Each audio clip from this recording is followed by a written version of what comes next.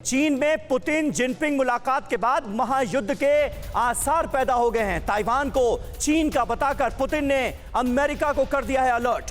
पूरी दुनिया में फैल सकती है चीन ताइवान युद्ध की चिंगारी। अगर ऐसा हुआ तो ताइवान से लेकर यूक्रेन तक की सीमा पर हम हलचल बढ़ती हुई देख रहे हैं। एक्शन में आई अमेरिका, चीन और रूस की सेना।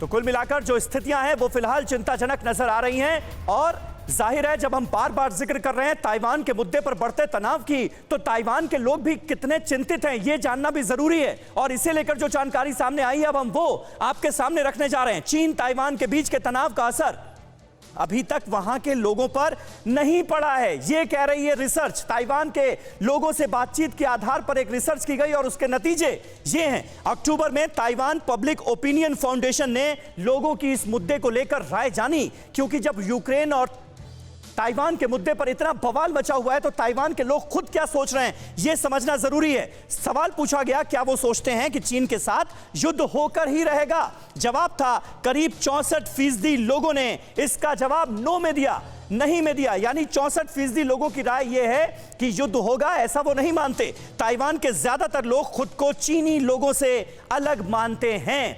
यह भी इस रिसर्च में निकलकर सामने आया है। तो कुल मिलाकर ये रिसर्च जो है इसके नतीजे भी बड़े दिलचस्प हैं। नेशनल चेंगची यूनिवर्सिटी का ये सर्वे है। 1990 की तुलना में आज ताइवान में लोगों के बीच ताइवानी पहचान बढ़ी है। तो जिस बात का जिक्र बार बार किया जाता है ताइवान की तरफ से, हमारे देश की संप्रभुता, तो वो फीलिंग, वो राष्ट्रवाद की भावना ताइवान के लोगों में बढ़ी है और वो खुद को चीन का हिस्सा मानने के लिए तैयार नहीं है। ये एक बहुत बड़ा नतीजा निकलकर इस रिसर्च का सामने आता है। दुनिया के लिए ताइवान अहम क्यों है ये भी समझना बहुत जरूरी है। ताइवान की अर्थव्यवस्था दुनिया के लिए दरअसल काफी मायने रखती है। कैसे ये समझिए, दुनिया के रोजाना इस्तेमाल के इलेक्ट्रॉनिक गैजेट्स ज्यादातर ताइवान में बनते हैं और यही वजह है कि चीन दावा छोड़ता हुआ नजर नहीं आ रहा है, दावे को और पुख्ता करता हुआ नजर आ रहा है ताइवान पर। चिप के मामले में ताइवान फिलहाल दुनिया की बहुत बड़ी जरूरत है और यह बात ताइवान को बहुत अच्छी तरह से पता है।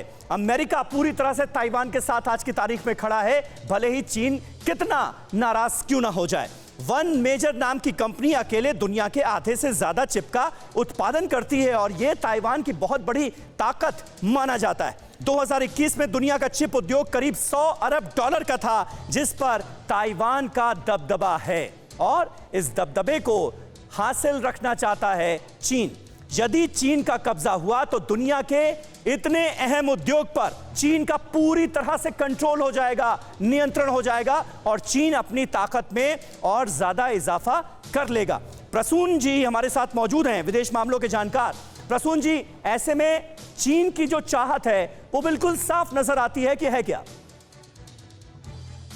जी समीर जी, ये एक तरह से प्रेसिडेंट शी को पावर कंसोलिडेशन में मदद करेगा, जो व्लादिमीर पुतिन की जो स्टेटमेंट है ताइवान के रिलेटेड। और दूसरा, उसके बदले शी जिनपिंग ने रशिया के साथ ऑयल एंड गैस की बिलियन डॉलर डील करी है टू सपोर्ट पुतिन। सो ये गिव एंड टेक का हुआ है, क्योंकि अभी प्रेसिडेंट शी का इलेक्शन इस साल बकाया है और जो उनका जो पोलिट ब्यूरो है उसमें तकरीबन 65% से ज्यादा जो उनके सपोर्टर्स हैं वो रिटायरिंग एज पे है।